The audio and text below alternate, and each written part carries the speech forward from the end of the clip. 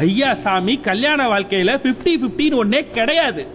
நான் சமைக்கிறேன், நீ பாத்திரம் கழுவு, நான் இட்லி சுடுறேன், நீ சட்னி அரைச்சிருன்னு சொல்றதுல இல்ல மேம் 50-50. ஒரு சில விஷயங்கள்ல நான் 70 நீ 30 ஆகும், இன்னும் சில விஷயங்கள்ல நீ 70 நான் 30 ஆகும் இருப்போன்றத புரிஞ்சு அதை தெரிஞ்சு பேலன்ஸ் பண்ணி வாழ்றது தான் மேம் உண்மையிலே 50-50. உங்களுக்கு பிடிச்ச ஒவ்வொன்றையும் பார்த்து பார்த்து பார்த்து பண்ணி இன்னைக்கு வரலையும் அவங்களோட பெத்தவங்க அதுக்கான கடனை கட்டிட்டு இருக்காங்க. ஒவ்வொரு ரூபாயும் உன்னை கேட்டுதான் செலவழிக்கணுமாங்கிறது அடிமைத்தனம்னா, ஓடா தேஞ்சு உழைச்சு சம்பாதிச்ச காசை குடும்பம், மனைவி, குழந்தை, படிப்பு, மருந்து, மாத்திரை, கடன் எல்லாத்துக்கும் செலவு பண்ணிட்டு தனக்குன்னு 1 ரூபா கூட செலவு பண்ண முடியாம இருக்க ஆண்களும் அடிமை தானே மேடம்? நீ சம்பாதிக்கிற காசை நான் சுதந்திரமா செலவு பண்ண முடியலங்கிறத விட நான் சம்பாதிக்கிறத நானே சுதந்திரமா செலவு பண்ண முடியலங்கிறது எவ்வளவு பெரிய குடும்பம் மேடம்.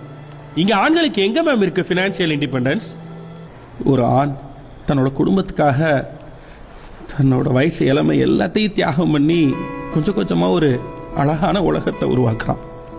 எல்லாத்தையும் உருவாக்கி முடிச்சுட்டு இனி நிம்மதியா வாழ போறோம்னு நினைக்கிறப்ப, நீ என் கூட நேரம் செலவு பண்ணல, நீ குடும்பம் நடத்துறதுக்கே லாய்க்கு இல்லைன்னு சொல்லி அவன் அந்த உலகத்துல தனியா விட்டுட்டு போனா, அவன் அங்கேயே அனாதையா யாரும் இல்லாம அப்படியே நின்னுருவாங்க.